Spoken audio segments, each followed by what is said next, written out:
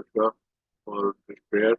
समय है कि हम कुछ समय व्यतीत करेंगे। We will devote some time for hearing the scriptures and word of God, and we will learn from there, and so that our soul receive the spiritual food, and uh, we are benefited and we are blessed with that spiritual food. समय है हम उस आत्मिक भोजन को जो कि प्रभु के वचन से हमको मिलता है, खुदा के कलाम से हमको मिलता है, उस उस खुराक को, उस भोजन को रिसीव करने के लिए अपने आप को तैयार करते हैं। Brother Jaswinder will translate for me. Brother Jaswinder, everything is ready? Yes, brother. Everything ready. Amen. So now we greet everybody, all brothers and sisters here on this platform, in the name of Jesus Christ, our Lord. प्रभु यीशु मसीह के नाम से आप सभी भाई बहनों को हम सलाम करते हैं। We thank God once again for giving us this time and this opportunity that we are still on this earth.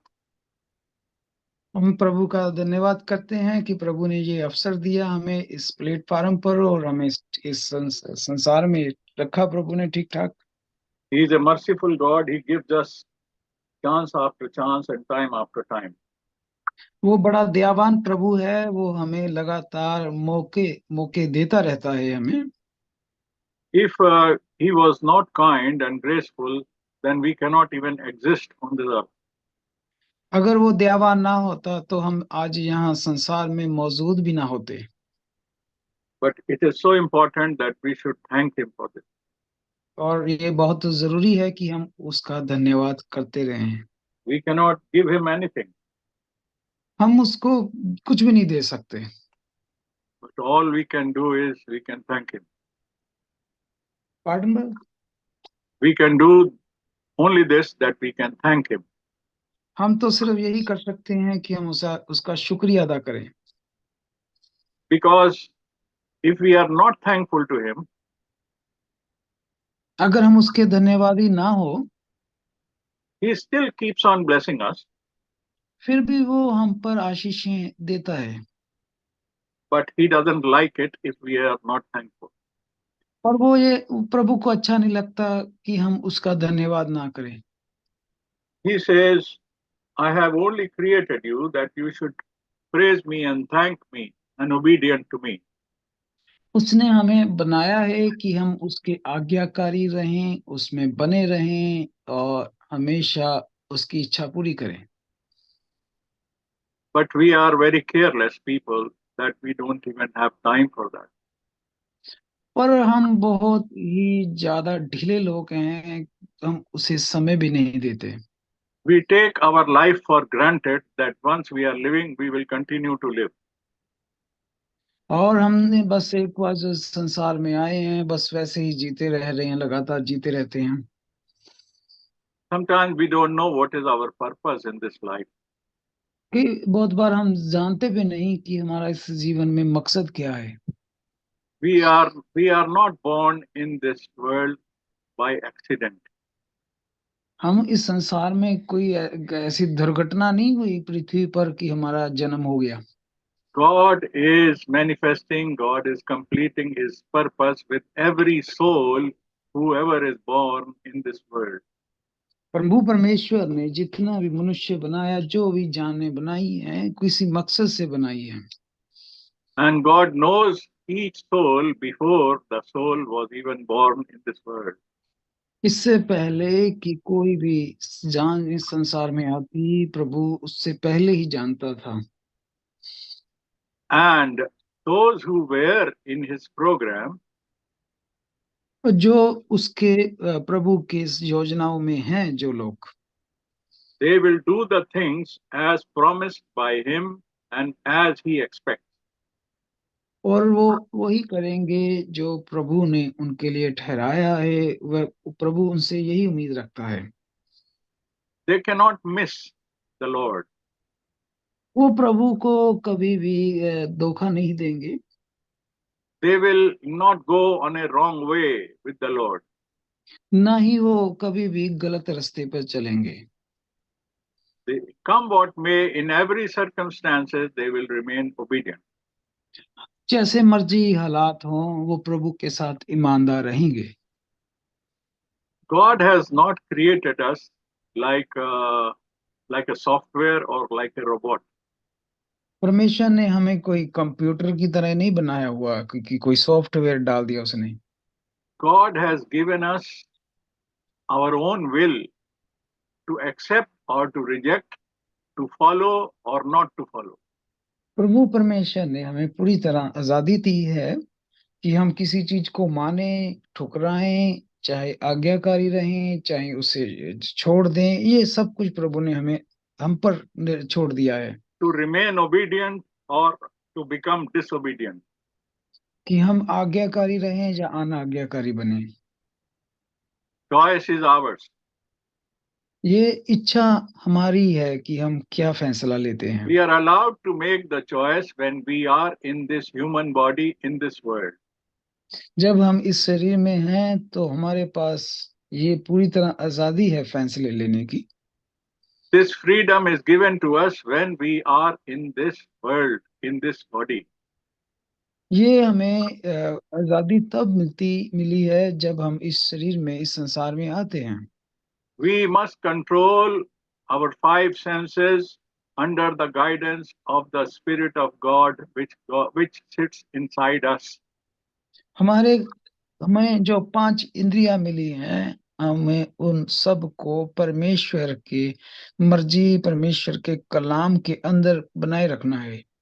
We must ask our soul must guide these five senses.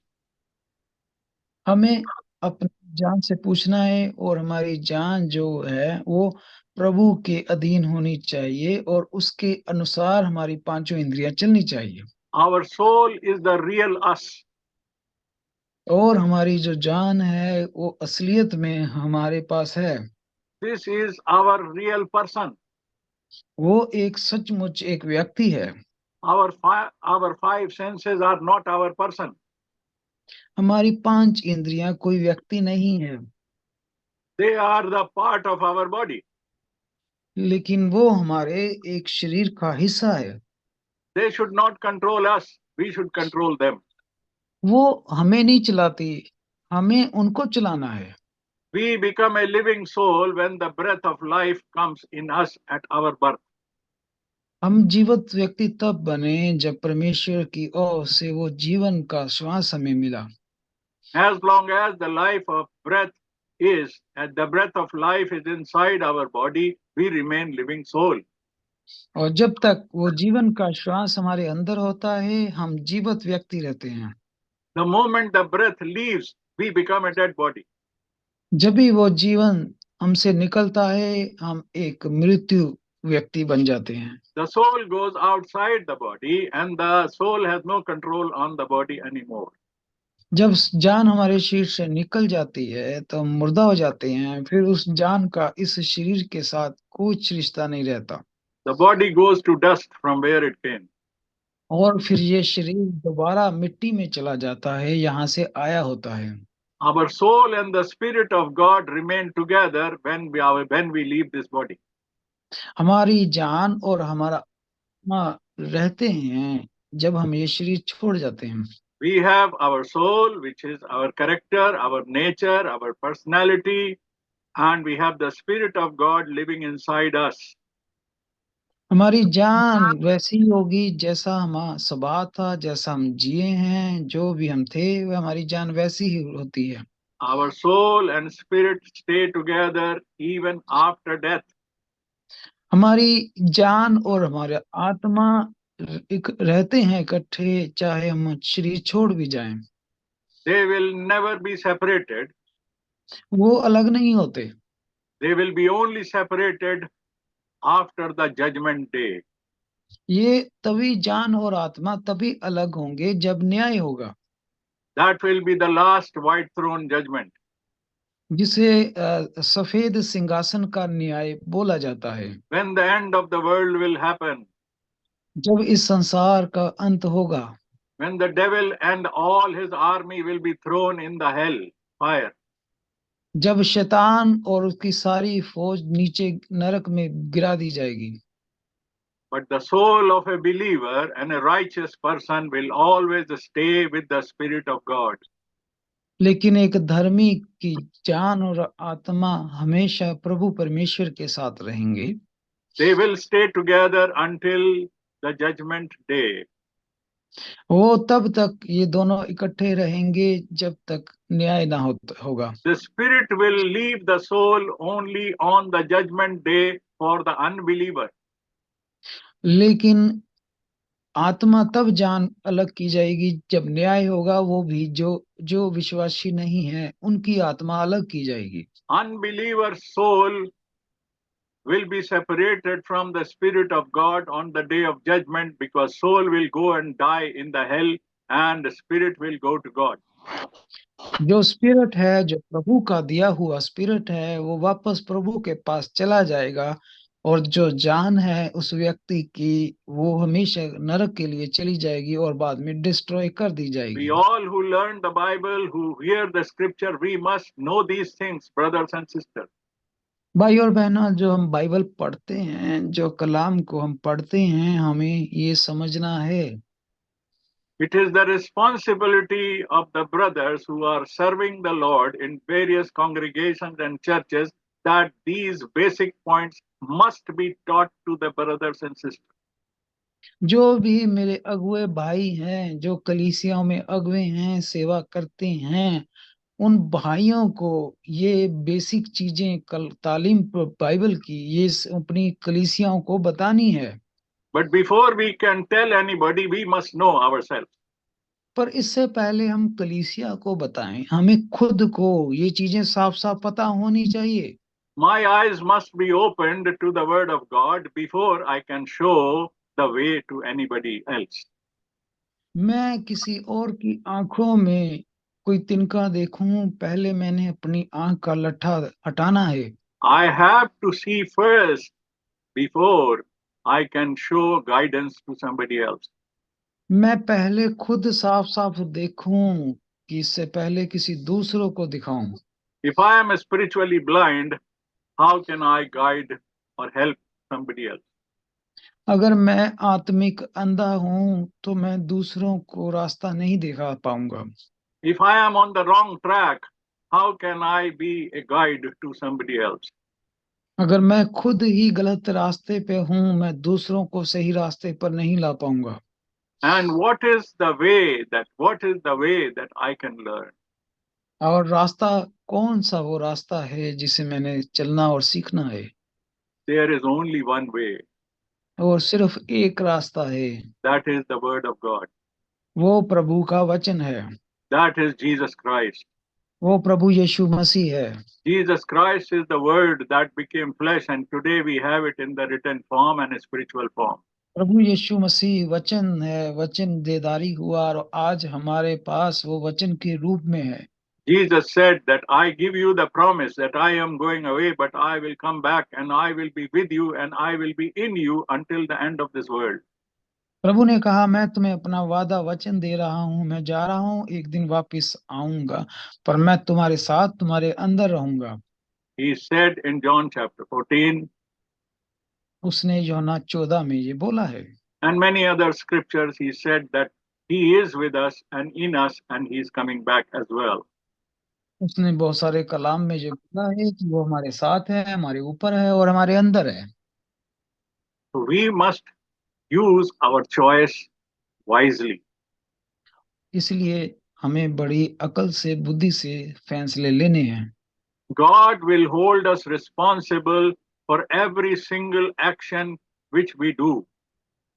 हम जो भी करते हैं वो सब के एक हम जिम्मेदार हैं। Every single thing we think or we do, we are responsible to God for that.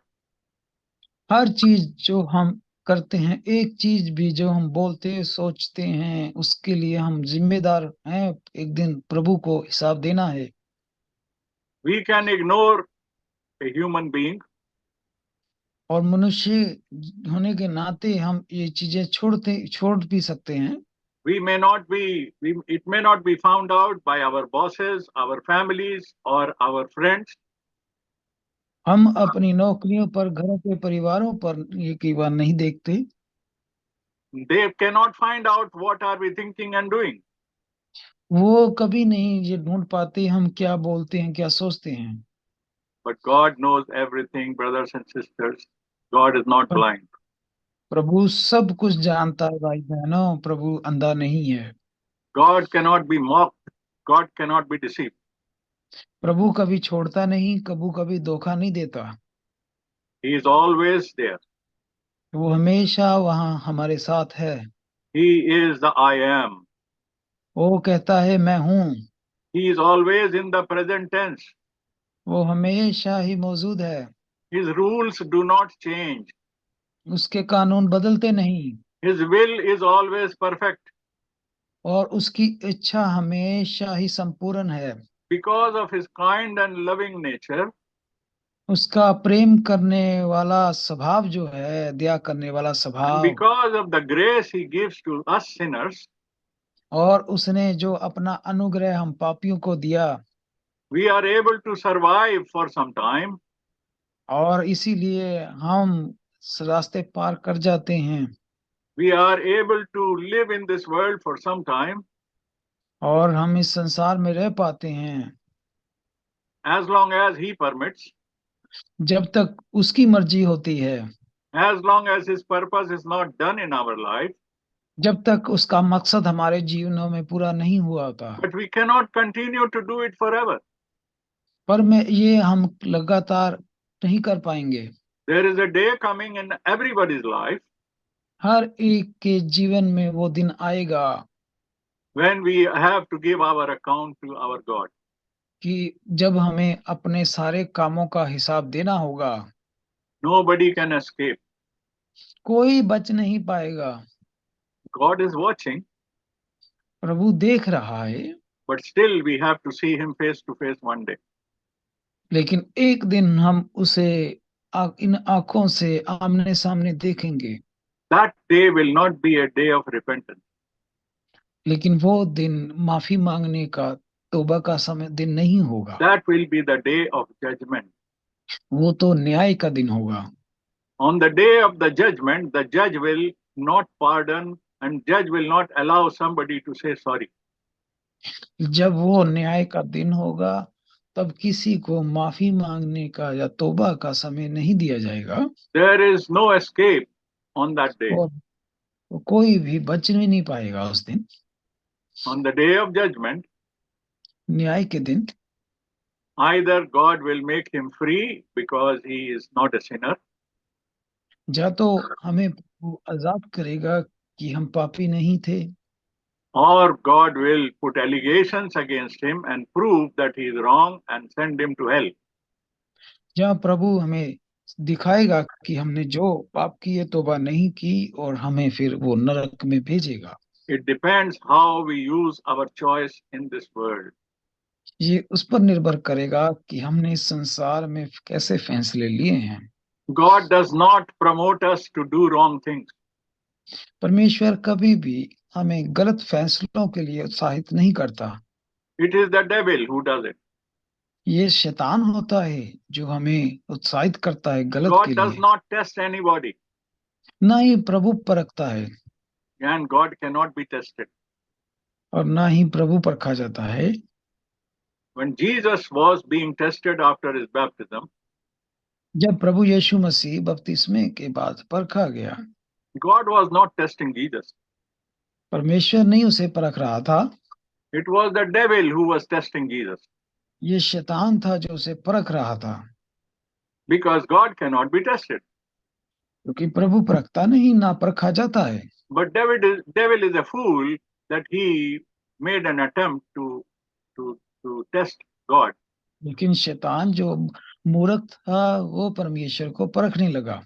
He was trying to prove that Jesus Christ, if you are from God, then you will save yourself. वो ये बताना चाहता था कि यीशु तू अगर प्रभु परमेश्वर का जन है, तो मेरा सिजदा कर और बचा ले अपने आप को। Devil was trying to look at the physical part and the physical body and the physical things of Jesus Christ. शैतान उसका बस शारीरिक चीजें देख रहा था, उसका दुनियावी शरीर कमियां देख रहा था, कमजोरियां देख रहा था। Devil was looking at his hunger and thirst and weakness of the body and the tiredness of the body. So devil was choosing to tempt Jesus. शैतान ने बस उसकी थकावट, उसकी भूख, उसकी प्यास देखी और उसे परखने के लिए आ गया। Devil was choosing to test Jesus Christ in when he was in the physical body. शैतान उसे तभी परखने आया जब प्रभु शरीर में था। Even that is happening to us today, brothers and sisters. और ये चीज आज भी हमारे साथ होती है भाई और बहनों। We go back to Garden of Eden, जब वापस बाग अदन में जाते हैं, then we see when was the human being tested? हम देखते हैं कि मनुष्य भी कब परखा गया, When did the fall come? कब जो था गिरावट आई। When the human being was in the human body form. जब मनुष्य जो था वो शरीर में था। In the spiritual form, when God created man in his own image, in the spiritual form, man could not sin जब प्रभु ने मनुष्य को अपने स्वरूप में आत्मा में रचा था, तब उसमें कोई पाप नहीं था, because we were not in the body form. क्योंकि उस वक्त मनुष्य शरीर में नहीं था, Because we were not having five senses. क्योंकि तब उस वक्त हम में 5 इंद्रियां नहीं थी। Because then the weakness of the dust and the body was not in us. जो भी इस मिट्टी में शरीर में कमियां थी, हमें नहीं थी। That is why when God gave the command to Adam, इसीलिए प्रभु ने आदम को हुक्म दिया। he gave the command when Adam was formed and was in the human body. और जब देखिए आदम शरीर में आया, Then only this command was given. तब जाके परमेश्वर ने उसे ये हुक्म दिया। God gave him a command so that he could make a choice. प्रभु ने उसे हुक्म दिया ताकि इंसान एक फैसला ले सके। He told him that what you can do and what you cannot do. परमेश्वर ने उसे बताया क्या तुम कर सकते हो और क्या तुम नहीं कर सकते। You can eat from the fruit of every tree except the one which is in the middle of the garden, and it is called the tree of the knowledge of good and evil. तुम हर एक पेड़ का फल खा सकते हो, लेकिन जो बीच में लगा हुआ है भले और बुरे के ज्ञान का फल, उसका फल मत खाना। It was not the tree of evil.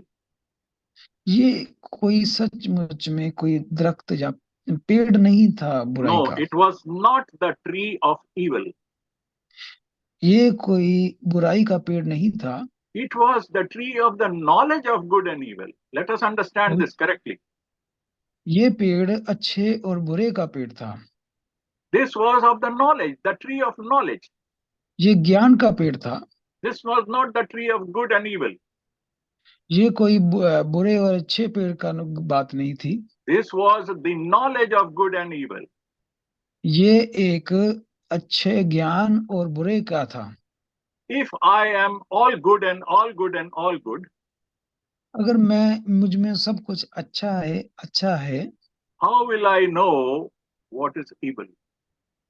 तो मैं बुराई कैसे जानूंगा? I cannot identify evil मैं बुराई को नहीं पहचान पाऊंगा, because I don't know what is evil.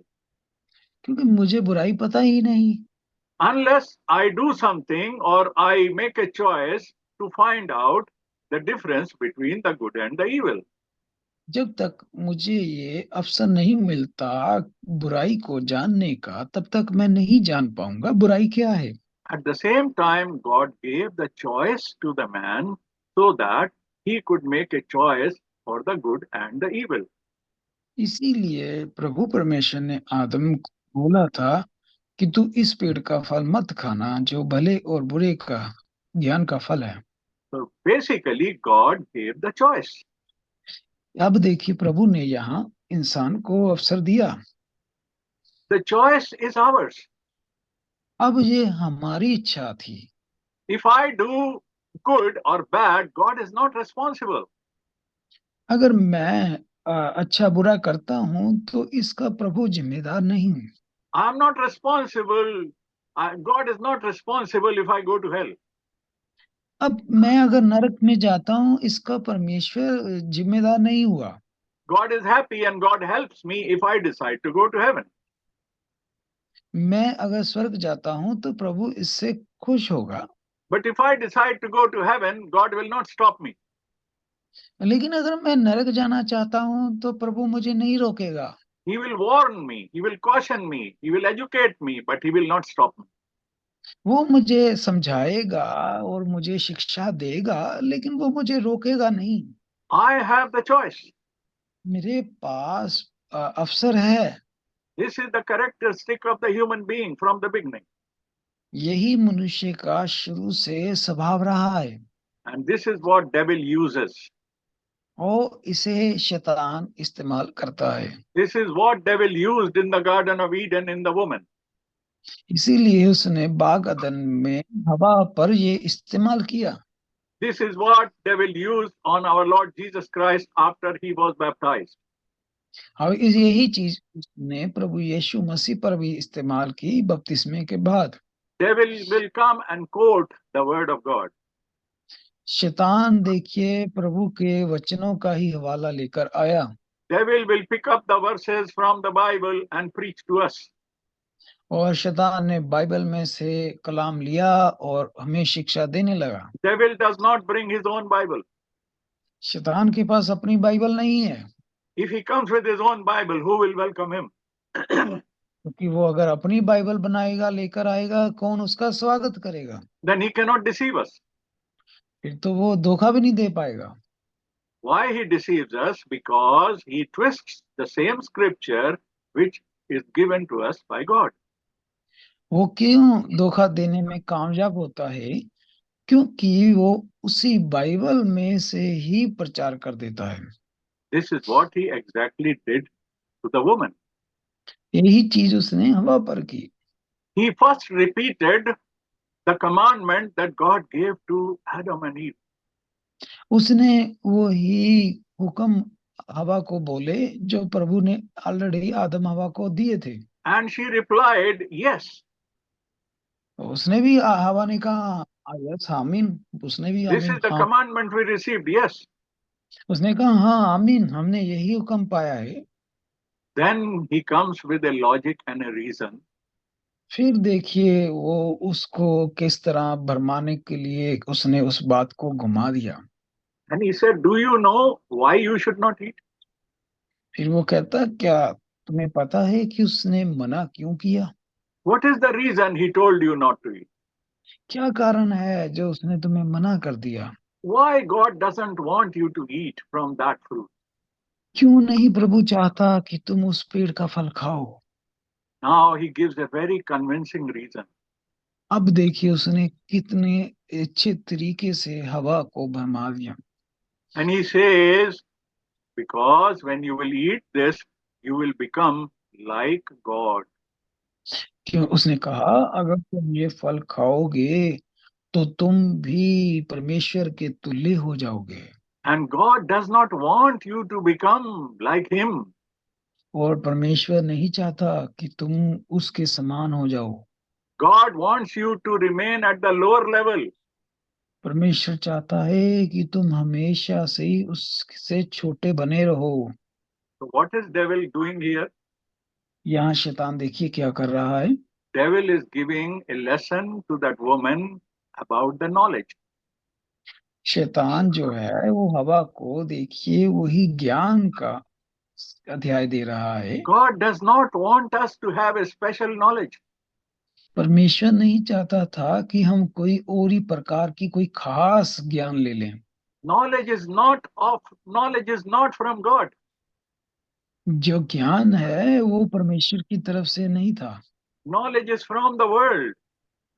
ज्ञान हम इस संसार से लेते हैं। All the big knowledge we have in this world is not from God.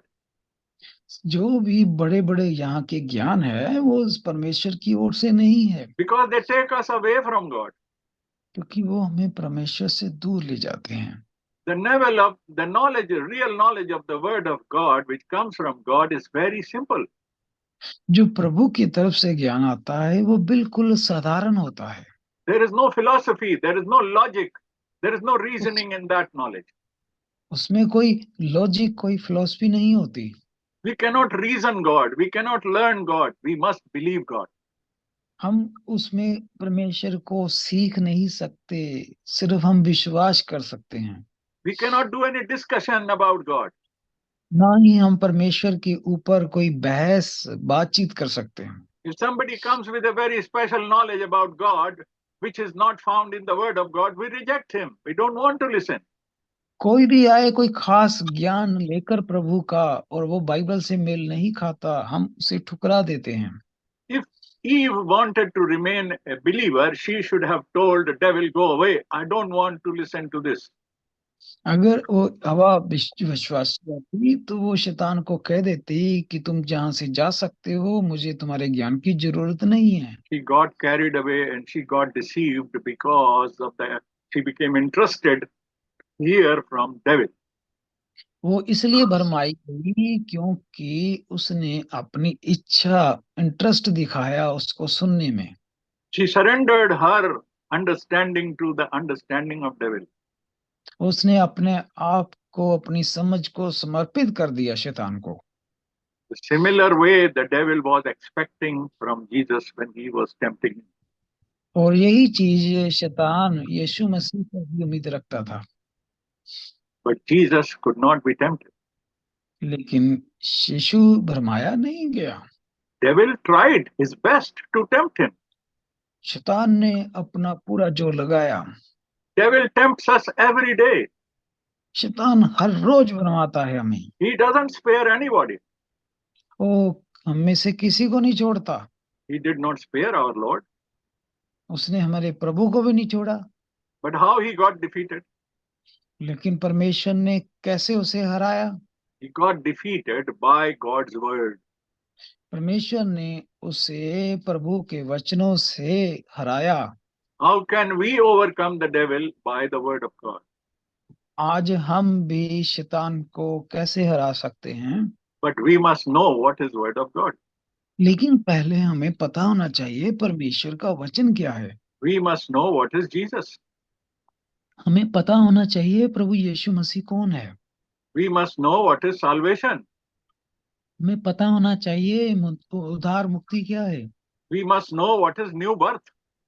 हमें पता होना चाहिए नया जन्म क्या है। We must know what is the experience of being born again. हमें पता होना चाहिए नया जन्म लेने के बाद एक्सपीरियंस, तजुर्बा क्या होता है। We must know what is Godhead. हमें पता होना चाहिए एक परमेश्वर कैसे है। We must know what is the true Lord's Supper. हमें पता होना चाहिए सही प्रभु भोज क्या है। We must know what is the true baptism. हमें पता होना चाहिए सच्चा बपतिस्मा कौन सा है। We must know what is the true church.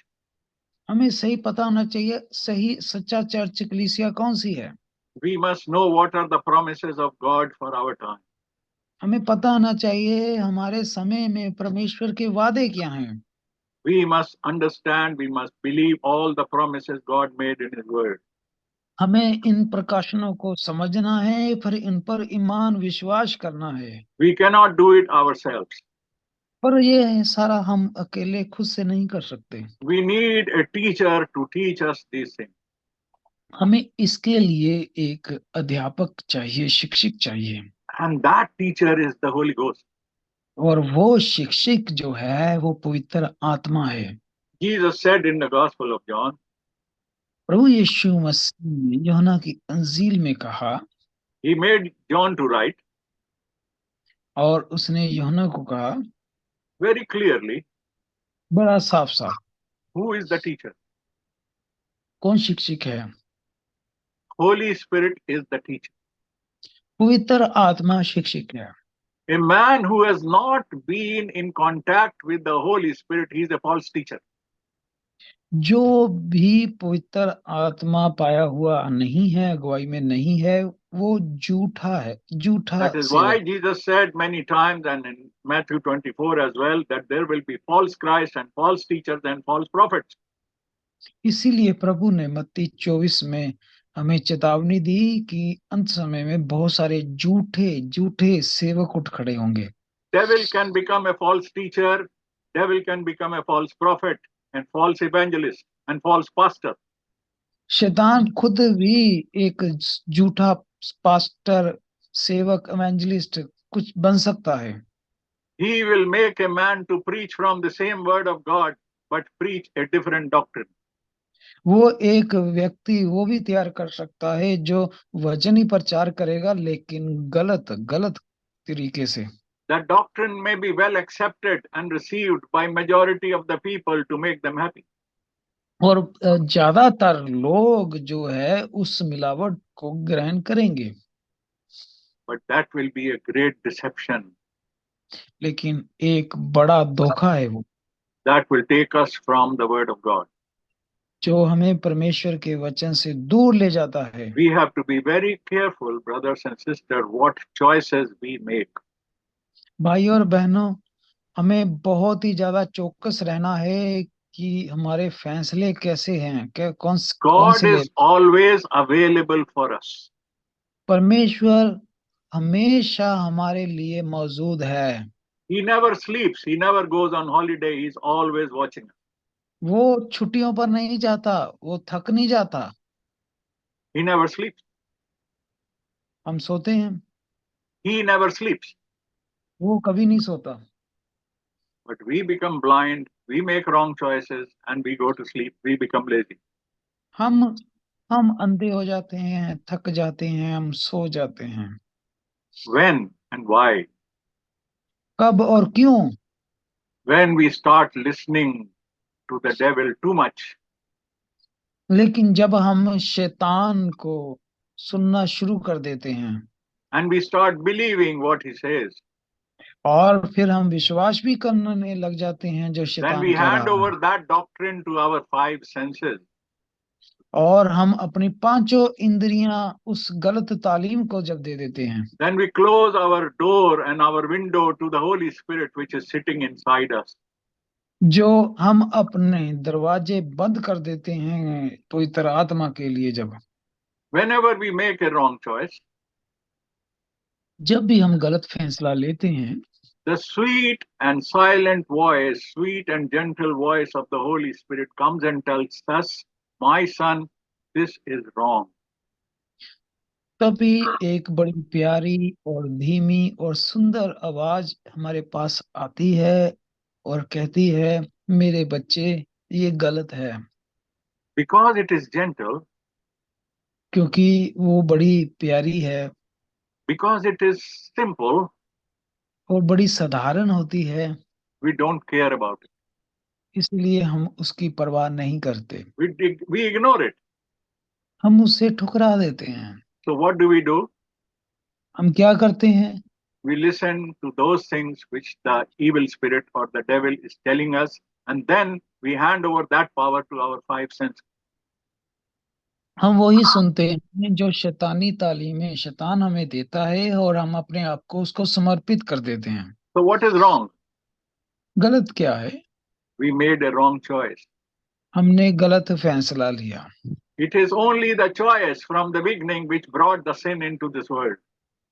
ये वही है जो शुरुआत में जो पाप आया, Today, if we suffer, और आज हम उसकी तकलीफों से गुजरते हैं। today, if we have sickness, आज हमारे में कमियां है, when we have death, इसलिए मौत है, when we have physical problems, और शारीरिक कमजोरियां हैं, when we have other problems, बहुत सारी दूसरी समस्याएं हैं, we are responsible for it.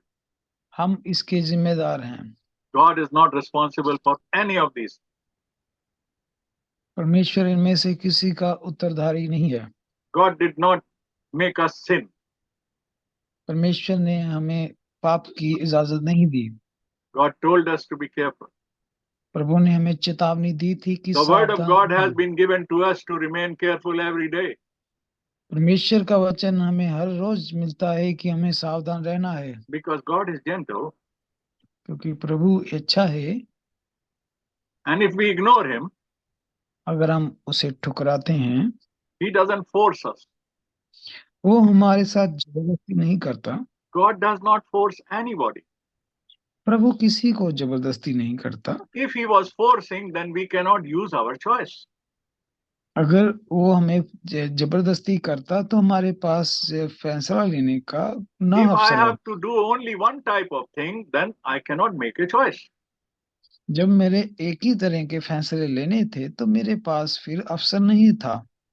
Then what is the good for me? फिर मेरे लिए अच्छा क्या है? I have to make a choice. मुझे फैसला लेना है। Then only I can prove to God that, Lord, I am on your side, and God will appreciate this. तब जाके मैं ये प्रभु को बता सकता हूँ कि प्रभु ये देखिए, मैं आपकी तरफ हूँ, मैं आप पर भरोसा रखता हूँ, मैं सही So we फैसले must लिए। make the choice which pleases God. हमें वही फैसले लेने हैं जिससे प्रभु खुश होता है। All the prophets and all the men of God who walked with God, they pleased God. जितने भी प्रभु के धर्मी जन हुए, उन्होंने अपने जीवनों में अपने चाल चलन से प्रभु को खुश किया। We know our foundation is laid on the foundation laid by the prophets and apostles. हम जानते हैं हमारी जो नींव रखी गई है वो नबियों और प्रेरितों पर रखी गई है। Prophets of various times, the old and the new, and the apostles of the New Testament from the church. जो नबी हुए पुराने और नए नियम में, जो प्रेरित हुए हमारे नए नियम में, Our foundation is that. हमारी नींव उन पर है। They were men of God. वो प्रभु के जन हुए। We follow the teachings that they gave us. जो भी उन्होंने प्रभु की शिक्षाएं दी, हमें उन पर चलना है। Paul says in Galatians chapter 1 and verse 8, संत पौलुस ने गलाती 1 और उसके 8 आयत में बोला है, even if an angel come from heaven and preaches another gospel, let him be accursed. अगर स्वर्ग से कोई दूत आकर कोई दूसरा सुसमाचार देता है तो वो भी श्रापित हो। So which gospel we must learn, which gospel we must follow? कौन सा सुसमाचार हमने सुनना है, विश्वास करना है? Which is given to us by the prophets and the apostles. जो प्रभु के नबियों ने हमें दिया है। We cannot think of anybody else gives any other gospel. ये जो नहीं कोई दूसरा सुसमाचार, किसी दूसरे की सोच का सुसमाचार। In order to be safe, we must match that gospel with the gospel given to us in the Word of God. हमें हर एक जो कलाम सुनना है उसे परमेश्वर के वचन के साथ मिलाना है। Even when God was taking out Israel from Egypt from the bondage, जब परमेश्वर ने इजराइलियों को मिस्र की गुलामी से निकाला, God was taking them out from the bondage, from the slavery. परमेश्वर ने उनको गुलामी से निकाला। God did not want them that we should remain or his people should remain as slaves. परमेश्वर नहीं चाहता था कि उसके लोग हमेशा गुलामी में रहें। If they don't want to come out, it is their problem. अगर उनमें से कोई नहीं आना चाहता था गुलामी से बाहर, जी उसकी अपनी समस्या थी। Even today, if we don't want to come out, God will not force us. आज भी अगर कोई गुलामी से बाहर नहीं आना चाहता तो ये उसकी प्रॉब्लम है। Then if we remain in trouble, then God is not responsible. We cannot even pray to him for this. अगर उसके बाद समस्याएं रहती हैं तो उसके लिए प्रभु जिम्मेदार नहीं। अगर हम प्रार्थना भी करेंगे तो फिर प्रार्थना नहीं सुनेगा प्रभु। Even if we want to pray, we must be ready to repent. Then only we can pray. लेकिन जब हम तौबा करते हैं, दिल से तौबा के लिए तैयार हैं, फिर प्रार्थना करें। God will not listen to a prayer without repentance. परमेश्वर कोई भी प्रार्थना नहीं सुनता जब तक उसमें तौबा ना हो पहले। If we repent, अगर हम तौबा करेंगे the salvation comes in 1 second. हमारे लिए उद्धार मुक्ति 1 मिनट में आएगी। Hallelujah. God will not say, I will consider your case after 6 months. प्रभु ये नहीं कहता मैं 6 महीने तुम्हारा केस देखूंगा, 6 महीने लगेंगे इस पर। The नहीं, moment we ask for forgiveness and we are ready to repent, our salvation comes, forgiveness comes at the same second, same moment. जब जब हम तौबा करते हैं और फिर प्रार्थना करते हैं तो हमारा उद्धार मुक्ति 1 मिनट में आता है। One of the thieves on the cross, he was saved because he repented, he recognized and believed that Jesus is God and he is the King. प्रभु यीशु मसीह के साथ वो चोर, एक बुरा आदमी भी साथ सलीब पर लटकाया गया था, लेकिन उसने जब दिल से तौबा करके प्रार्थना की और उसी वक्त उसका उद्धार हुआ। They were two, one on left, one on right, वहां पर देखिए 2 थे, एक प्रभु के दाएं एक बाएं, but only one repented. लेकिन एक ने तौबा की, The other one was laughing and making a fun. लेकिन दूसरे ने ठट्ठा मजाक किया। But one of them became humble, he repented and he said sorry and he accepted Jesus Christ and he praised him. लेकिन उनमें से एक हलीम हुआ, उसने माफी मांगी प्रभु से, तौबा की पापों से और प्रार्थना की प्रभु से। Jesus did not say, okay, I will speak to you after 3 months.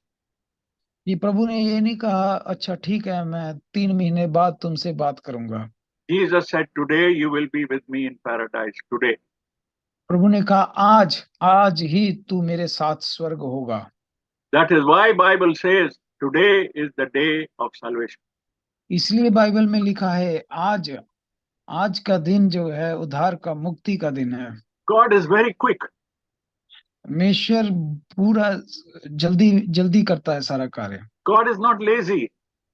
प्रभु कोई आलसी परमेश्वर नहीं, सुस्त परमेश्वर नहीं है। Why the Lord Jesus Christ has not yet come since 2000 years? प्रभु यीशु मसीह 2000 सालों से क्यों नहीं आया? He is waiting for many of the lazy souls. बहुत सारी जो है जान उसका इंतजार करती रही। Many lazy people, he is waiting for them to get up बहुत and get up from sleep. बहुत सारे आलसी लोग उसका इंतजार करते रहे। He is waiting for the lazy people to wake up. O pardon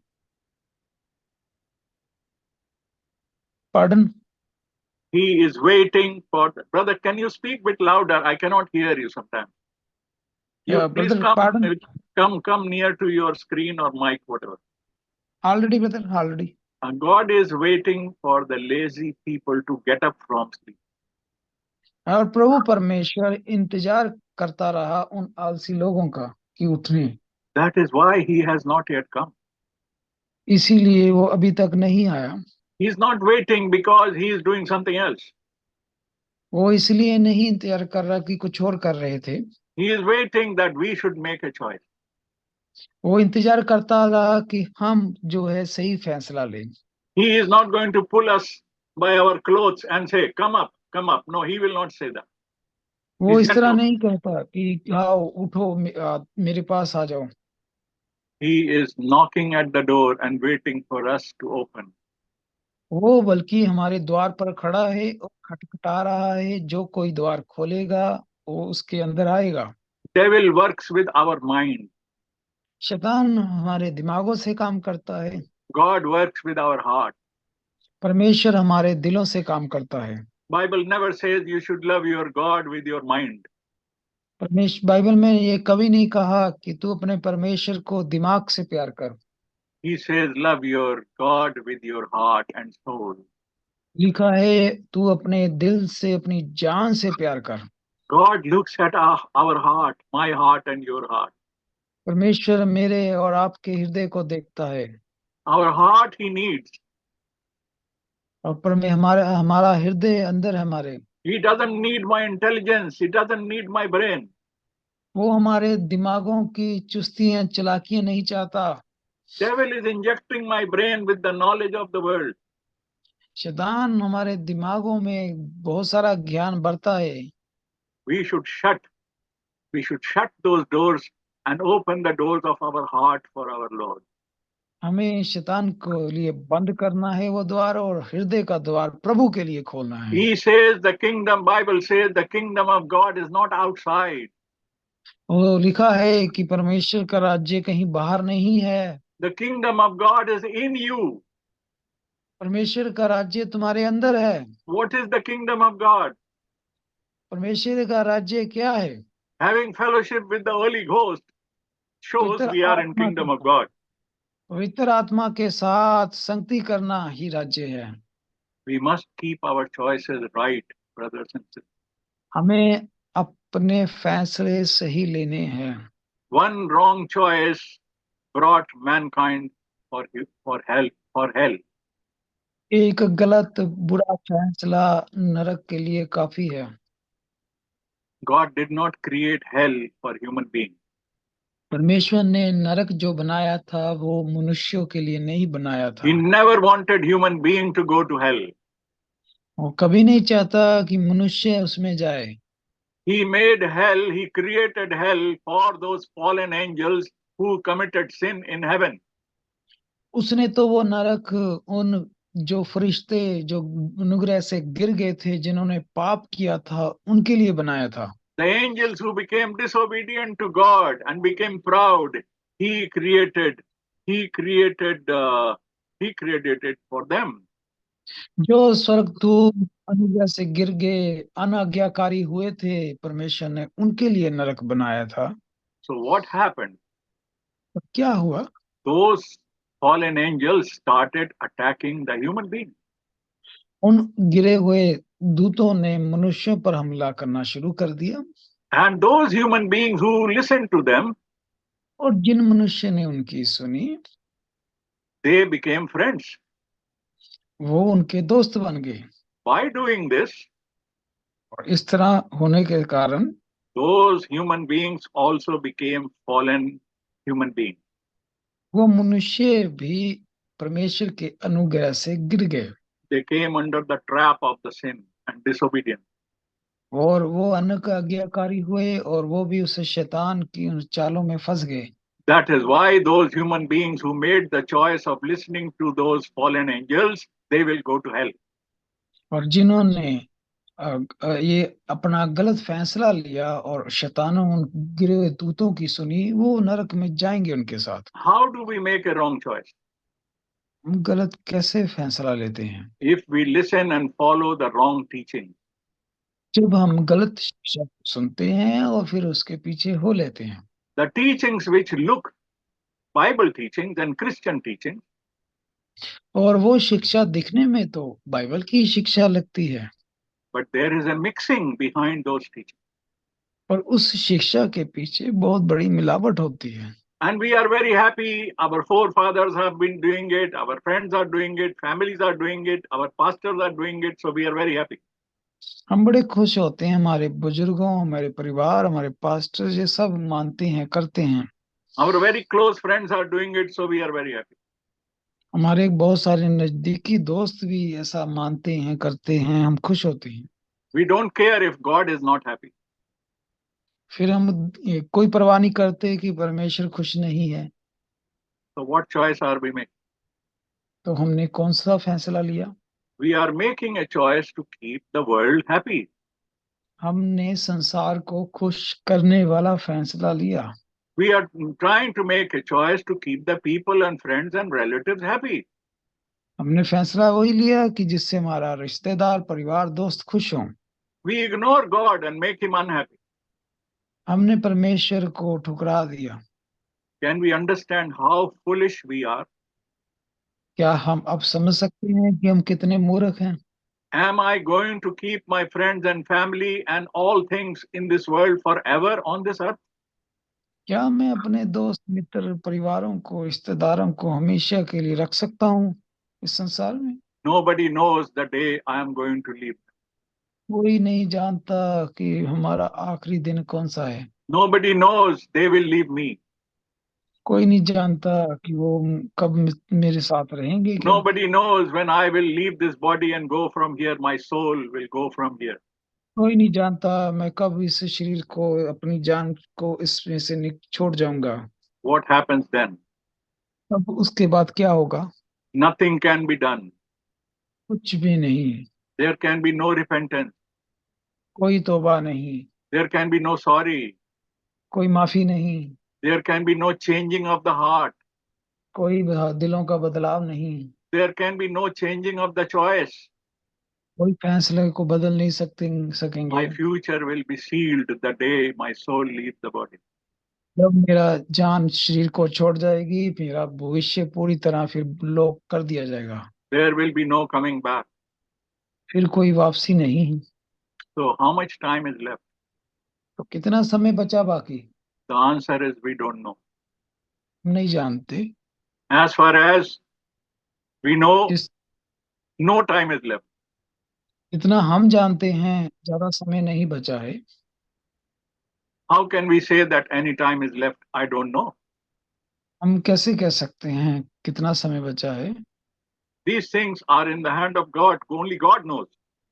ये सब प्रभु के हाथों में है, प्रभु जानता है। So that is why Bible says, इसलिए बाइबल में कहा है, if you hear his voice today, अगर आज उसका तुम वचन शब्द सुनो, do not harden your heart.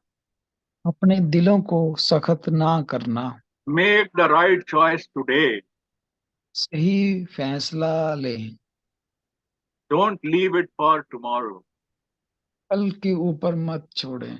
We know that we have so many relatives and friends and family people and colleagues who have been with us in past few days and months and years. We know.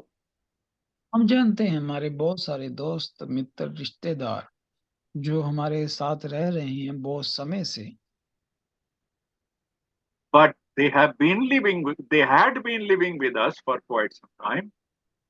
वो कुछ समय के लिए हमारे साथ रहेंगे Suddenly we came to know they are no more. और अचानक ही हम देखेंगे कि वो अब नहीं रहे।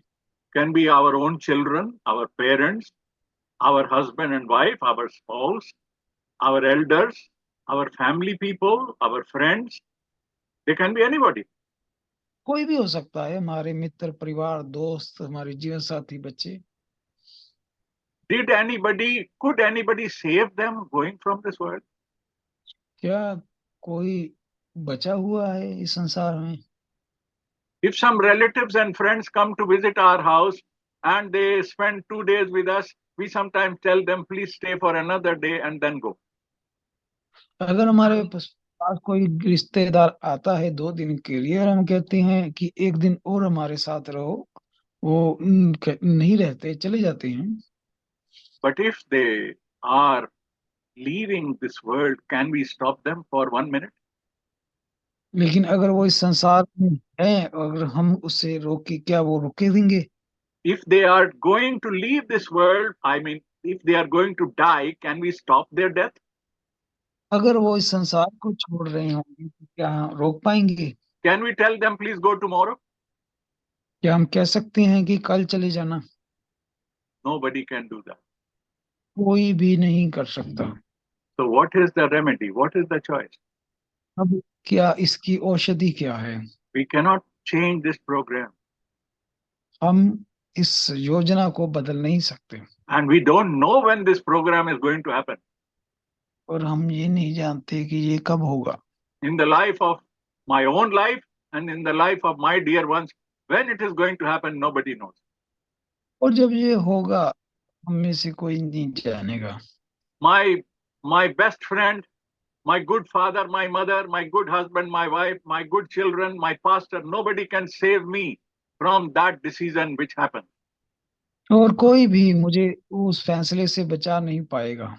I am only answerable to God.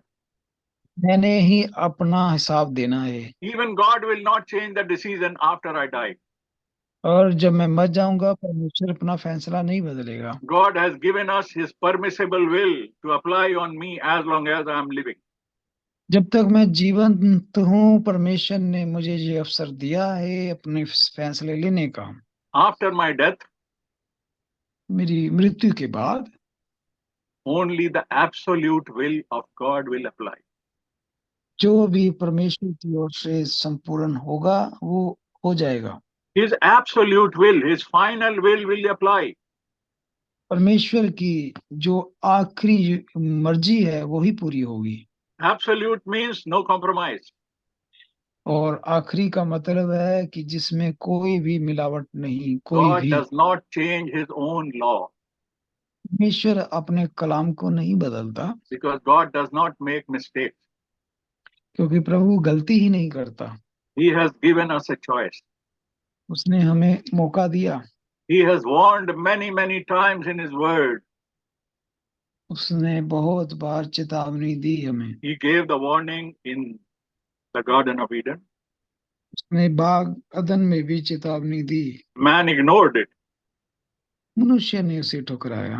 and he gave the warning to Israel. उसने इज़राइल को चेतावनी दी।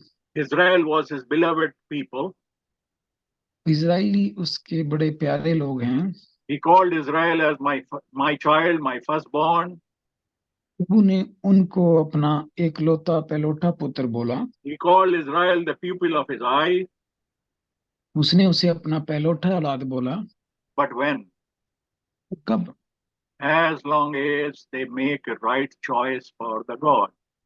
जब तक वो प्रभु के लिए सही फैसले लेते रहे। We are going to read one scripture, then soon we'll be finishing. हम आखिरी आयत पढ़ेंगे, उसके बाद हम बंद करेंगे। No, we will read this scripture and soon we will be finishing. हम ये आखिरी कलाम पढ़ेंगे और जल्दी हम सभा को समाप्त करेंगे। If we open the book of Deuteronomy, अगर हम व्यवस्था सार की किताब में जाएं, in Hindi it is called Vyavastha Vivran, in Urdu it is called Istishna, और and हिंदी in में, English it is called Deuteronomy. और इंग्लिश में जो डिटोनॉमी है, हिंदी में वो व्यवस्था विवरण होगा। Now here in these verses of the chapter 11, the God, Almighty God, is talking to the children of Israel about what is his will, what he likes, what he doesn't like. और इस 11 अध्याय में हम देखते हैं कि परमेश्वर इजरायलियों को बता रहा है कि क्या उसे पसंद है, क्या नहीं पसंद है। Lot of caution, lot of warnings, lot of encouragement. God is talking in this chapter to Israel. और इस अध्याय में परमेश्वर बहुत सारी चेतावनी दे रहा है, बहुत हौसला भी बढ़ा रहा है। We will read the verses 25, 26, and 25, 26, 27, and 28. हम 25 से 28 तक पढ़ेंगे। We will read from 25 to 28. और हम 25 से 28 तक पढ़ेंगे। I will read one by one, then brother will read the same verse in Hindi. मैं एक एक करके पढ़ूंगा, भाई भी साथ में एक एक पढ़ेगा The मेरे साथ। verse 25, God is talking to Israel. और परमेश्वर 25 अध्याय में 25 आयत में इजरायलियों से बात कर रहा है। No man shall be able to stand against you. The Lord your God will put the dread of you and the fear of you upon all the land which you tread, just as he has said to you. तुम्हारे सामने कोई भी खड़ा ना रह सकेगा, क्योंकि जितनी भूमि पर तुम्हारे पांव पड़ेंगे, उस पर सब रहने वालों के मन में तुम्हारा परमेश्वर यहोवा अपने वचन के अनुसार तुम्हारे कारण उनमें डर और थरथराहट उत्पन्न कर देगा। Verse 26, behold, I set before you today a blessing and a curse. सुनो, मैं आज के दिन तुम्हारे आगे आशीष और श्राप दोनों रख देता हूँ। Verse 27. 27 आयत। Now in 27 verse, he is explaining how it will be a blessing. 27 आयत में परमेश्वर बता रहा है कि ये चीजें कैसे तुम पर लगेंगी, How it will be a blessing for you. किस तरह तुम्हारे लिए आशीषें होंगी। The blessing if you obey the commandments of the Lord your God, which I command you today. यदि परमेश्वर यहोवा की इन आज्ञाओं को जो मैं आज तुम्हें सुनाता हूँ मानोगे तो तुम पर आशीष होगी।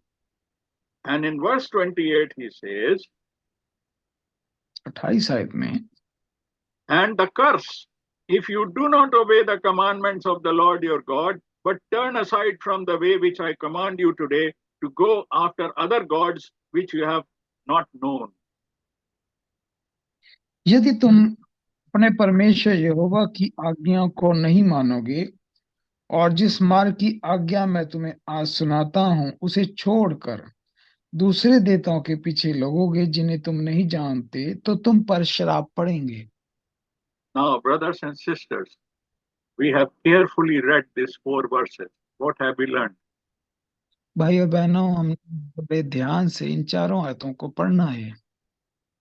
What have we learned? What do we understand? हमने क्या पढ़ा और क्या समझा? God is talking to Israel. प्रभु इजरायलियों को कह रहा है, He says, I am placing blessing and curse in front of you. वो कह रहा है कि आशीषें और शराब दोनों तुम्हारे सामने रख दिए हैं। There is a choice you have to make. ये तुम पर है निर्भर कि तुम कौन सा चुनते हो। There are only 2 ways, सिर्फ दो रास्ते हैं, blessing or curse, आशीषें और शराब, reward or punishment, इनाम या सजा, heaven or hell, स्वर्ग या नरक, eternal life or eternal separation from God. हमेशा का अनंत जीवन और जहाँ हमेशा का परमेश्वर से अलग दूर होना। Then he explains to them in verse 27 and 28. फिर प्रभु ने उसको 27 और 28 में बयान किया। In 27, he says, if you make a choice for blessing, then what you have to do?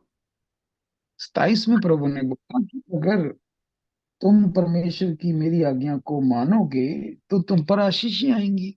In 28th verse, he's explaining, if you don't do certain things, then it will be a curse upon. 28 में प्रभु ने कहा, अगर तुम मेरी आज्ञा को नहीं मानोगे तो श्राप पड़ेंगे। Now you see, he's talking to Israel. आपने देखा कि प्रभु इजरायलियों से बात कर रहा है। In this chapter, he's talking to the physical Israel. ये वो इजराइल है से बात कर रहा है जो शरीर में है, शारीरिक। Who are we? हम कौन हैं? We are the spiritual Israel of God. हम आत्मिक इजरायली हैं। We are also Israel. हम भी इजरायली हैं। Let us correct our understanding, brothers and sisters. हम अपनी समझ को सही करें। Israel is a tribe, Israel is a nation. Israel एक जाति है, एक देश है। There is a physical Israel and there is a spiritual Israel. एक संसारिक इजरायली है, एक आत्मिक इजरायली है। If we read the Revelation chapter 21, today we don't have time, please read it at your homes. And if you have any questions, we can always ask the brothers and sisters we can ask the brethren in the church, those who are serving God, if they have any questions to clarify, or we can discuss it in the future. हमारे पास समय नहीं है, लेकिन आप बाद में अपने घरों में 21 अध्याय पढ़ें और अगर कोई सवाल है तो आप अपने अगुओं से पढ़ें, हमें पूछें, हम हमेशा उपलब्ध हैं। 21 chapter, 21st chapter of book of Revelation. प्रकाशित वाक्य का 21 अध्याय। This is what I meant just now. यही मेरा कहने का अर्थ है। When we are talking about the spiritual Israel and the physical Israel, we must know what is the spiritual Israel and what is physical Israel. जब हम ये बात करते हैं आत्मिक इजरायली की और शरीर की, तो इसका अर्थ क्या है?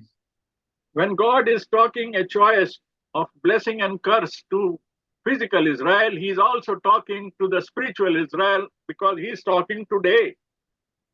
जब प्रभु बात कर रहा है दुनियावी इजरायलियों की, आशीष है शराब की, तो वो प्रभु आत्मिक इज़राइल से ही बात कर रहा है आज। And there we can get a question in our mind, what is the spiritual Israel and what is the physical Israel? अब ये सवाल है कि कौन सा शारीरिक है और कौन सा आत्मिक है। To understand what is the spiritual Israel and physical Israel, I said we can get some light, we can get some information.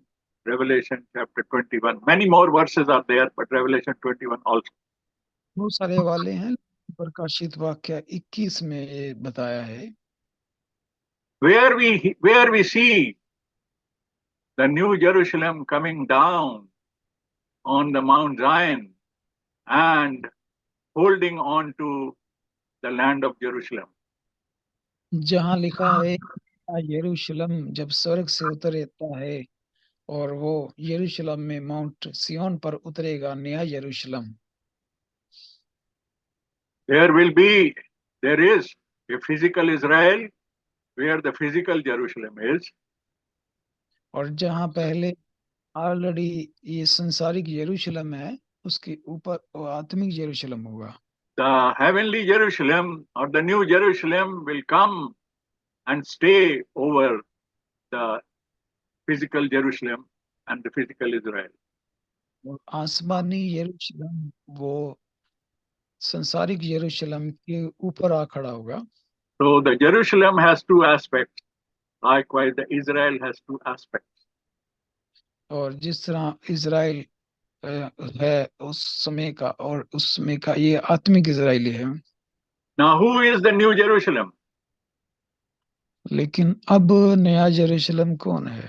John writes in the revelation he received, John writes in the book of Revelation, योना ने प्रकाशित वाक्य में ये प्रकाशन पाया and he says, I saw the new Jerusalem coming down and adorned like a bride of the Lamb.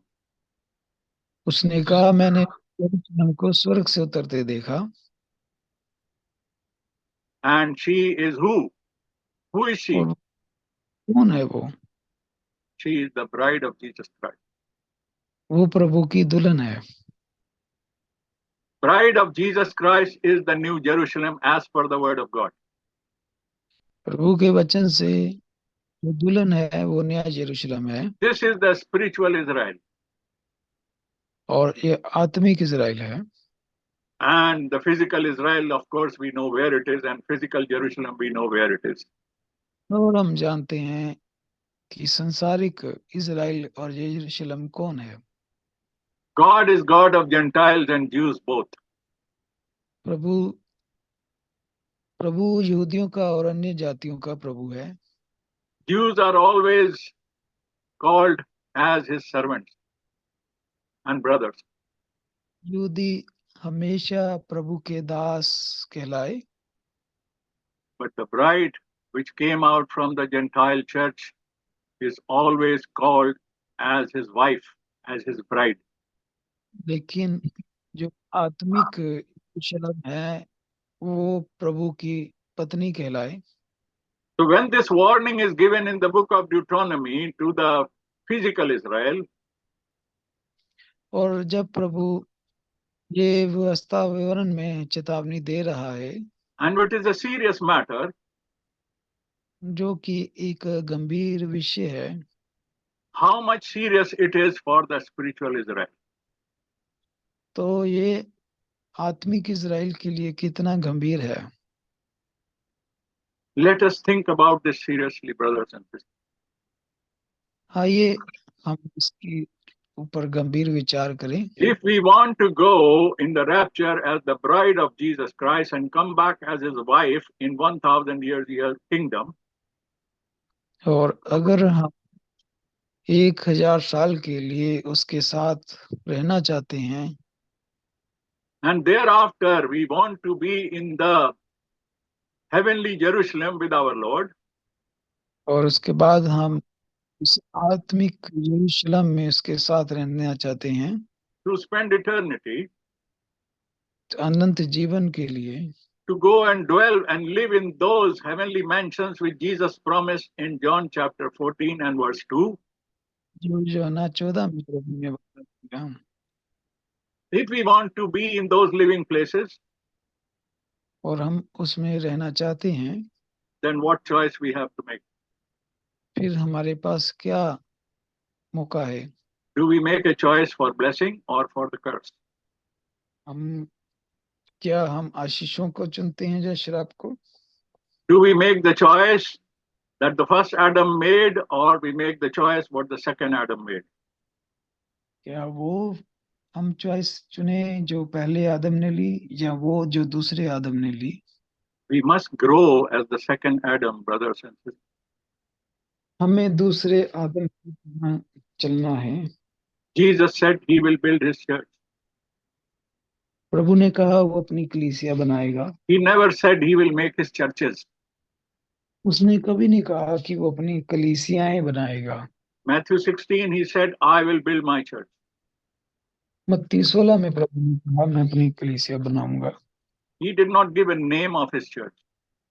उसने नाम नहीं दिया। Today, people have made churches with different names. आज लोग बहुत सारे नामों से चर्च रखते हैं। This is the work of the devil. ये प्रभु का कार्य नहीं है। God does not do things like this. प्रभु इस तरह कार्य नहीं करता।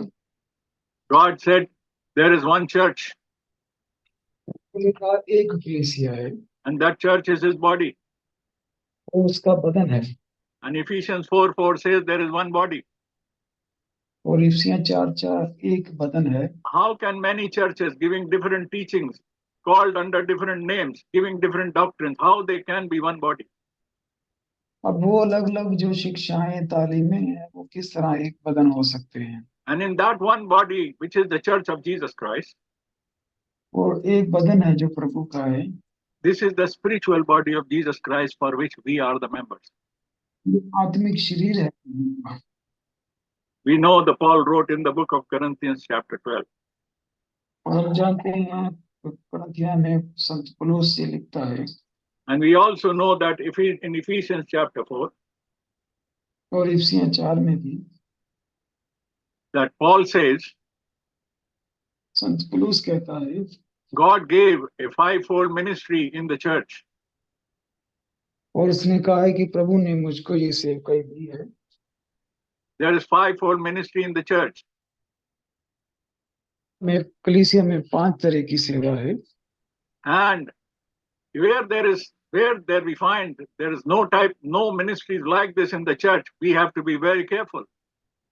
अगर इस तरह की सेवकाई नहीं है तो हमें सावधान रहना है। And what is the purpose of giving this ministry? और ये मकसद क्या है देने का? So that we should grow as the body of Christ in the perfect stature of the body of Jesus Christ. This is written in Ephesians chapter 4, और verses ताकि 15 to verses 5 to 10. कि प्रभु की तरह हम बढ़ सकें। If we have to be the body of Christ, brothers and sisters, अगर हम प्रभु का बदन है, we must grow. हमें बढ़ना है। What good a body is if it doesn't grow? उस शरीर का जो बढ़ने नहीं। If we are so much interested to see the human body grow, our child to grow when he's 5 years old, he must grow when he's 15 years old.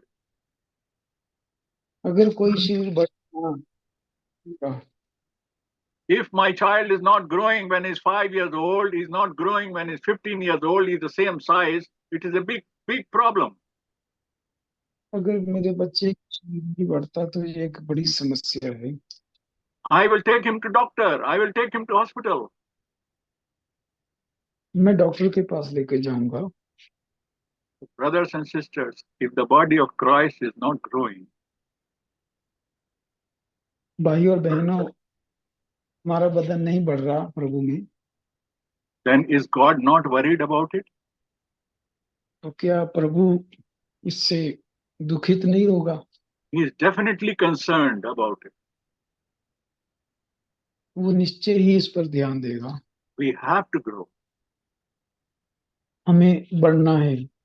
Paul says to the Christians in 1 Corinthians 3, संत पौलुस कुरिन्थियों को कहता है, He says, I've been coming to you many, many times, but you're still behaving like babies. वो कहता है मैं कि तुम्हारे पास आया लेकिन तुम्हारा स्वभाव बच्चों की तरह है अभी। You still need milk to feed on. तुम अभी भी दूध पीते बच्चे हो। Brothers and sisters, we all have come some way after our experience of the new birth, or after our experience and faith in Jesus Christ. We must grow. हमें भी बढ़ना है। If we don't grow, अगर हम बढ़ते नहीं हैं we will not bring fruit. फिर हम फल नहीं लाएंगे। And if we don't bring fruit, we will be cut down and put in the fire. अगर हम फल नहीं लाएंगे तो काट दिए जाएंगे। How can a plant not grow and bring fruit? No, it must grow to bring fruit. और हर पौधे को बढ़ना है फल के लिए। And Lord is looking for fruit. तो प्रभु फल देखता है। Bible says a tree is known by the fruit. Bible में लिखा है कि पेड़ फलों से पहचाना जाता है। Tree is not known by the size and the flowers and the branches. No. पेड़ साइज से नहीं जाना जाता। It says in the Gospel of John, in the parable of the vine and the branches, it says the branch that does not bring fruit, he will cut it down and put it in the fire. प्रभु ने ये उदाहरण दिया है यूहन्ना में कि जो पेड़ फल नहीं लाता काट दिया। If we are the branches of the body of Jesus Christ, we must show fruit on the branches.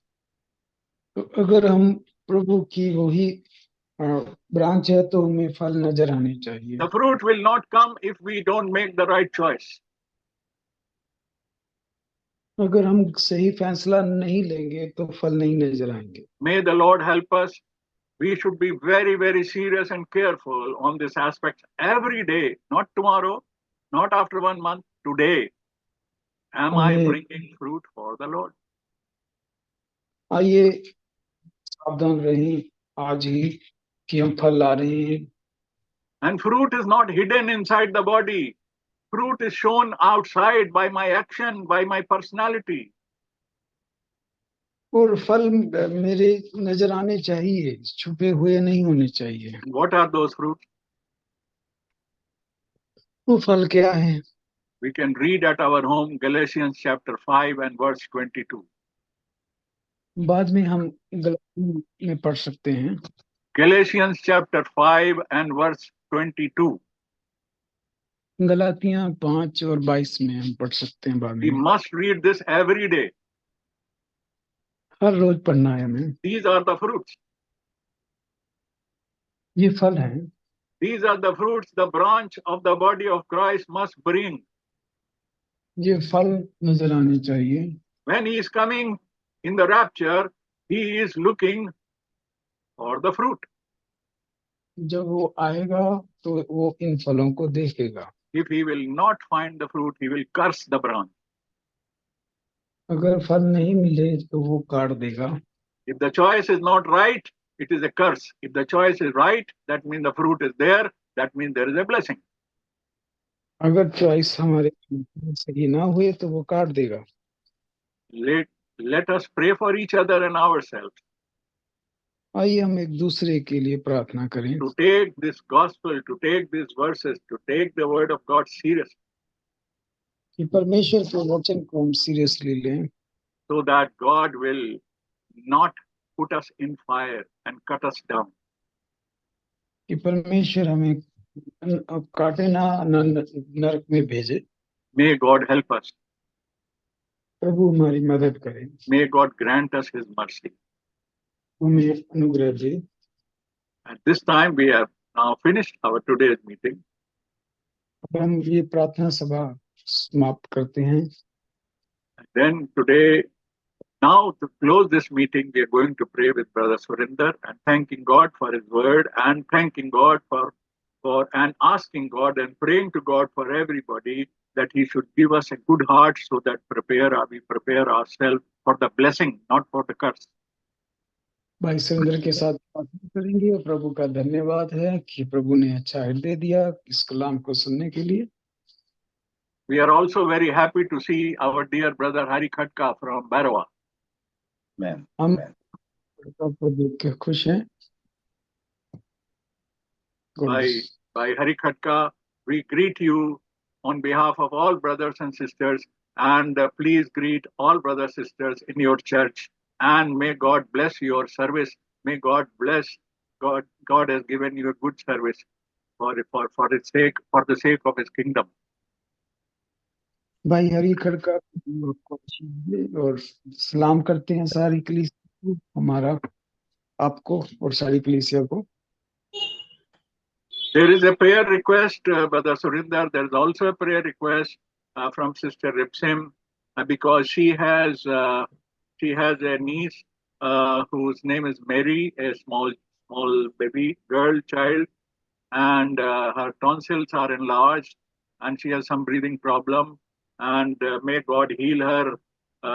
May God heal her completely, and may God give her good health. So we will remember baby Mary in Armenia, who is the niece of, she is the daughter of brother Ripsim's brother. So we remember her in prayer. Plus, we pray for the church in Ludhiana. We pray for church in Delhi. We pray for all the congregations of the Lord. We pray for the congregation of Brother Harikatka in Bhairava. And we pray for Brother Jalan from Kathmandu. We pray for all brothers and sisters wherever they are. We pray for the church in Pakistan, where Sister Ruth Zafar is doing fellowship. She is joined with us. And we pray for this is all the body of Christ. There are not different bodies. The body is only one. We are only members. And each body and each member is a branch and must bring the fruit. So in our personal life, we must bring the fruit. And we pray to God, remembering all this. So भाई सुरेंद्र के साथ अब हम प्रार्थना करेंगे. May God help us. भाई Surendra. Praise the Lord. सभी भाई बहनों को प्रेज द लॉर्ड। हम खुदा उनका बड़ा धन्यवाद करते हैं आज के सुंदर दिन के लिए कि उसने ये हमें शुभ अवसर दिया ताकि उसके दास के मार्फत हम बहुत ही सिंपलिसिटी में होते हुए उसकी बातों को सुनने पाए। खुदा उनका धन्यवाद करते हैं।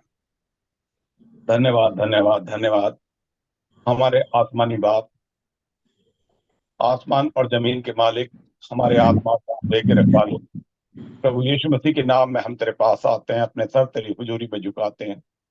शुक्रगुजार हैं प्यारे बाप आसमानी, आज की शाम प्रभु तूने बड़ी सिंपलिसिटी में होते हुए अपने बच्चों से बातें की। प्रभु ये वो बातें हैं प्यारे बाप आसमानी जो तू हमसे प्राइवेटली करना चाहता है प्यारे पिता। तू हमें समझाना चाहता है प्यारे बाप आसमानी प्यारे पिता, ताकि हम उस दिन के लिए तैयार हो सके प्यारे प्रभु, जिस दिन के लिए प्रभु तू अपने बच्चों को लेने के लिए आने वाला है। प्यारे बाप आसमानी हमारे अंदर कोई खूबी और कोई लियाकत नहीं पाई जाती प्रभु, लेकिन तू खूबियों की शान है। हाँ है प्रभु, हम तेरे पास आते हैं और अपने सर तेरी हुजूरी में रख देते हैं प्यारे पिता। अपने सर तेरी हुजूरी में झुकाते हैं प्यारे बाप आसमानी। तेरा शुक्र करते हैं प्यारे पिता, जैसी तेरी इच्छा स्वर्ग में पूरी होती है वैसे ही अब तेरे बच्चों के बीच में तेरी इच्छा पूरी हो प्यारे बाप आसमानी। प्यारे पिता, हम तो जब अपने जीवन को देखते हैं प्रभु, हम आशा रहित, ईश्वर रहित और अंधेरे में बैठे हुए थे प्यारे बाप आसमानी। हमारे कोई एफर्ट्स काम नहीं कर रहे थे प्रभु जी, लेकिन तूने प्रभु जी आकर हमारा हाथ पकड़ लिया प्यारे बाप आसमानी और हमें दिलासा दी है और हमारे लिए प्रभु जी तूने वाचा बांधी है कि तुम मुझ पर विश्वास करो, परमेश्वर पर विश्वास करते हो, मुझ पर विश्वास करो प्यारे बाप आसमानी। हम तुझ पर विश्वास कर चुके हैं प्यारे बाप आसमानी और हमारे पास है ही क्या प्यारे प्रभु, हमारे काम अच्छे नहीं है प्यारे पिता, लेकिन हम अपने तन-मन से प्रभु जी अपने तुझ पर विश्वास कर चुके हैं प्यारे पिता। तेरा धन्यवाद करते हैं प्यारे पिता, तू अपने बच्चों के बीच में आ जाता है प्रभु। जब तेरे बच्चे कलाम के अनुसार तुझ पर विश्वास करते हैं प्रभु, जहां 2 या 3 तेरे नाम में इकट्ठा हो जाते हैं प्रभु, तू उनके बीच में आ जाता है प्रभु और अपनी गुण बातों को और अपने उस कलाम के दूध को तू हमें पिलाता है प्यारे पिता। अब तू हमें रोटी खिला रहा है प्रभु, हम तेरा हृदय से धन्यवाद करते हैं प्यारे पिता। जितने तेरे बच्चे प्रभु यीशु मसीह तेरे कलाम के चौगिर्द आज इस मीटिंग में इकट्ठा होने का तूने फजल दिया है प्रभु जी। प्यारे पिता, मेरी प्रार्थना है प्यारे प्रभु यीशु मसीह, हर एक को तू नाम बनाम बड़ी आशीष दे प्यारे बाप आसमानी। प्यारे बाप आसमानी, यदि कोई हमारे बीच में कोई कमजोर है, बीमार है, लाचार है प्रभु जी, और अपने बर्डन लेकर तेरे सम्मुख आया है प्यारे पिता, तू अपने बलवंत और सामर्थ्य हाथ से प्रभु यीशु मसीह उस भाई बहन है, उस बच्चे को छू ले प्यारे बाप आसमानी। आज तेरा माइटी नाम प्रभु जो सब नामों में श्रेष्ठ है, तूने हमारे लिए भेजा है प्रभु। उस नाम में सेवा पाई जाती है, उस नाम में हर प्रकार की रेमेडी पाई जाती है प्यारे पिता। उस नाम को अपने ऊपर क्लेम करते हैं प्यारे बाप आसमानी। उस मीटिंग में, इस मीटिंग में प्यारे प्रभु हर एक बच्चे पर उस नाम को क्लेम करता हूं प्यारे बाप आसमानी। प्यारे पिता विशेष कर प्रार्थना करता हूं प्यारे पिता, सिस्टर रिप्सी ने जो बेबी मैरी के लिए प्रभु जी रिक्वेस्ट रखी प्यारे पिता, तो हृदय और मनों का जांचने वाला परमेश्वर प्रभु अपने माइटी हाथ से, अपने बलवंत हाथ से उसको छू ले प्यारे बाप आसमानी। जो भी परेशानी है प्रभु तू बेहतर जानता है प्यारे पिता। ओ प्यारे पिता तेरे नाम यीशु नाम से जाती रहे प्यारे बाप आसमानी। और जितनी तेरी कांग्रेगेशन प्रभु जी यहाँ इकट्ठा है प्रभु, हर एक को नाम बनाम बड़ी आशीष दे, इनके परिवारों को बड़ी आशीष दे, इनके बच्चों को बड़ी आशीष दे प्यारे बाप आसमानी। और जहां जहां प्रभु जी तेरे बच्चे इकट्ठा होते हैं प्यारे पिता, तो हर एक को नाम बनाम बड़ी आशीष दे। भाई खड़गा, हरी खड़गा को याद करते हैं प्यारे बाप आसमानी, जो उनकी छोटी सी मीटिंग है प्यारे प्रभु यीशु मसीह, उस पर तेरा माइटी हाथ प्रभु जी लग जाए प्रभु जी, और तेरा माइटी हाथ चमत्कार के रूप में प्रभु यीशु मसीह उन लोगों के बीच में कार्य करे प्यारे बाप आसमानी। भाई जलान को याद करते हैं प्रभु, तो उनके साथ हो प्यारे पिता। सिस्टर दीप सिंह और जो भी भाई बहन प्रभु जी और हमारे बीच में दूर दूर से आए हैं, बहन रूत है प्रभु यीशु मसीह, रूत जफर प्रभु यीशु मसीह पाकिस्तान से प्यारे बाप आसमानी, तो उनके साथ, उनके परिवारों के साथ हो प्यारे पिता। और जितने भाई प्रभु जी यूके से और पंजाब से प्रभु जी और दिल्ली से और जितने कलिसियाओं रूप में इकट्ठा होते हैं, तो हर एक के बीच में प्रभु तेरी उपस्थिति बनी रहे प्रभु यीशु मसीह। और तू प्यारे बाप आसमानी हमें ग्रोथ करने के लिए प्रभु जी हमें अन्न खिला प्रभु यीशु मसीह, ताकि प्रभु जी हम हर रोज अनसंस करके तुझ में बढ़ते चले जाए प्यारे पिता। ये तेरी बातें हैं प्रभु यीशु मसीह जो कभी फेल हो नहीं सकती प्यारे पिता। जिन बातों के द्वारा तूने हमसे बातें की हैं प्यारे बाप आसमानी, ये तेरी वो अनंत बातें हैं प्यारे बाप आसमानी जो कभी फेल हो नहीं सकती, क्योंकि तूने हमसे कहा है कि मार्ग सत्य और जीवन में ही हूँ प्यारे पिता। जो तेरे पीछे हो लेता है प्यारे बाप आसमानी, तूने उससे वादा किया है कि जहां मैं रहूं वहां तुम भी रहो प्यारे पिता। हम तेरा हृदय से धन्यवाद करते हैं प्यारे बाप आसमानी। प्यारे पिता तूने अपने कलाम में बताया प्रभु जी, इस कलाम को छोड़कर जो पौलुस ने प्रचार किया, जो तेरे नबियों ने और तेरे भविष्यवक्ताओं ने और हमारे प्रभु जी अगुओं ने और तेरे दासों ने जो भी प्रचार किया पिता, इसके अलावा कोई सुसमाचार है ही नहीं प्यारे पिता। यदि इसको छोड़कर कोई और दूसरे सुसमाचार की ओर जाता है तो वो श्रापित है प्यारे पिता। लेकिन तेरा धन्यवाद हो प्रभु जी, तूने प्यारे बाप आसमानी अपने बच्चों को इस श्राप से बचा के रखा प्रभु जी, अपनी आशीषों से भर के रखा है प्यारे पिता, और अपने सच्चे कलाम से रूबरू होने का तूने फजल दिया है। तेरा धन्यवाद करते हैं प्यारे पिता। आज की मीटिंग को तेरे हाथों में सौंपते हैं प्रभु यीशु मसीह। भाई मैंने उनको बहुत आशीष दे प्यारे पे आप आसमानी, बुजुर्ग में उनकी रक्षा हिफाजत कर प्रभु यीशु मसीह। हर एक घटिया कमी में प्रभु यीशु मसीह तेरा माइटी हाथ उनके साथ बना रहे प्यारे पिता। बाप आसमानी भाई जसविंदर को याद करते हैं प्रभु यीशु मसीह, उन भाई के साथ हो प्यारे पिता, उनके परिवार के साथ हो प्रभु यीशु मसीह। ट्रांसलेशन के कार्य में प्रभु यीशु मसीह, तमाम एफर्ट्स में प्रभु यीशु मसीह, तमाम रिकॉर्डिंग में प्यारे पिता भाई के एफर्ट्स के लिए तेरा धन्यवाद करते हैं मसीह यीशु में प्यारे प्रभु यीशु मसीह। तो उस भाई को ब्लेस कर प्यारे बाप आसमानी। जितने तेरे बच्चे प्रभु इस जूम मीटिंग पे इकट्ठा हो गए हैं प्रभु, हर एक को तू ब्लेस कर प्रभु यीशु मसीह। यीशु के नाम से हर एक बच्चा ब्लेस किया जाए प्यारे पिता, प्यारे मेहरबान पिता। और तेरी ये बातें प्रभु जी जो अनंत है हमारे हृदय में संचो कर रखी जाए प्यारे पिता, ताकि प्रभु यीशु मसीह हम इसमें कदम बाई कदम डे बाय डे और बढ़ते चले जाएं प्यारे पिता। तो ऐसा फजल प्रदान कर प्यारे बाप आसमानी। प्यारे पिता हम इन पर सुनने वाले नहीं प्रभु, बल्कि इन पर चलने वाले हो सके, तो ऐसा फजल प्रदान कर प्रभु यीशु मसीह, क्योंकि तू सामर्थी हाथ रखने वाला परमेश्वर है। उस सामर्थी हाथ के द्वारा तूने हमारा उद्धार किया है प्यारे पिता। हम तेरा हृदय से धन्यवाद करते हैं प्रभु जी। प्यारे बाप आसमानी, हम तेरे पीछे नहीं आए प्रभु, हमने तुझे ढूंढा नहीं प्रभु, तूने हमें ढूंढ निकाला है प्यारे पिता। और हमने तेरा हाथ नहीं पकड़ा, तूने हमारा हाथ पकड़ा प्रभु, और कभी ना छोड़ेगा प्यारे बाप आसमानी, ना कभी धोखा देगा प्रभु यीशु मसीह। ऐसा हमारा परमेश्वर है प्यारे प्रभु। हम तेरा हृदय से धन्यवाद करते हैं प्रभु, तेरे अगो के लव के लिए प्रभु जो तूने हमसे किया। तेरा हृदय से धन्यवाद करते हैं प्यारे बाप आसमानी। प्यारे पिता तेरी दया हर एक भाई बहन पर, हर एक बच्चे पर चाहता हूँ प्यारे प्रभु यीशु मसीह। और जब तक फिर भी हम द्वारा मिलते हैं प्यारे पिता, हम एक दूसरे को तेरे हाथों में सौंपते हैं प्यारे पिता। और प्यारे बाप आसमानी, तेरी इच्छा हमारे जीवनों में पूरी होती रहे प्रभु। और हर अंश अंश करके प्रभु हर एक बच्चे को तू पढ़ने का तू फजल प्रदान कर प्यारे पिता। मेहरबान बाप, तमाम बातों का कंट्रोल तेरे हाथों में सौंपता हूँ प्रभु यीशु मसीह। इस जूम मीटिंग प्लेटफॉर्म को तेरे हाथों में सौंपता हूँ प्यारे पिता, जहां प्रभु यीशु मसीह तू हमारे बीच में मौजूद होता है और तू हमसे बातचीत करता है प्यारे पिता। तेरी बातचीत के लिए हृदय से धन्यवाद करते हैं प्रभु। हमारे हृदय में उत्तेजना होती है प्रभु यीशु मसीह, क्योंकि तेरी बातें जब हमारे हृदय में पड़ती है प्रभु, हमारे हृदय में वो भोर का तारा जब तक उदय ना हो जाए प्रभु यीशु मसीह, जब तक वो तेरी जो तूने कहा कि मैं जगत की ज्योति हूँ, हमारे हृदयों में वो प्रकाशित हो सके प्यारे पिता। प्यारे बाप आसमानी, हमारी तुझसे प्रार्थना है, हमें शुद्ध हृदय और स्थिर आत्मा प्रदान कीजिए प्यारे पिता। और प्रभु यीशु मसीह हमारे स्वभाव को चेंज कर दीजिए प्यारे प्रभु यीशु मसीह, क्योंकि हमारे स्वभाव प्रभु इस संसारिक तौर से बिगड़े हुए हैं प्यारे पिता।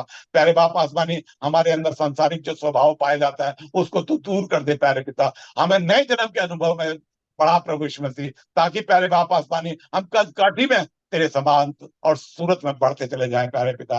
ऐसा तेरा फजल चाहते हैं प्यारे बाप आसमानी। हम जैसे भी हैं प्यारे पिता, हम अच्छे नहीं हैं, हम मान लेते हैं प्यारे बाप आसमानी, लेकिन तू अच्छा है प्यारे पिता। हम अपने आप को तेरे हाथों में सौंपते हैं प्रभु जी, क्योंकि तू हमसे प्यार करता है प्रभु। प्यारे पिता, हमारे अंदर एक यही बात पाई जाती है कि तूने हम जैसे चाहे निकम्मों से प्यार किया है प्रभु। हम तेरा धन्यवाद करते हैं प्यारे पिता, और अपने आत्मा प्राण देह को तेरे हाथों में सौंपते हैं प्यारे प्रभु यीशु मसीह।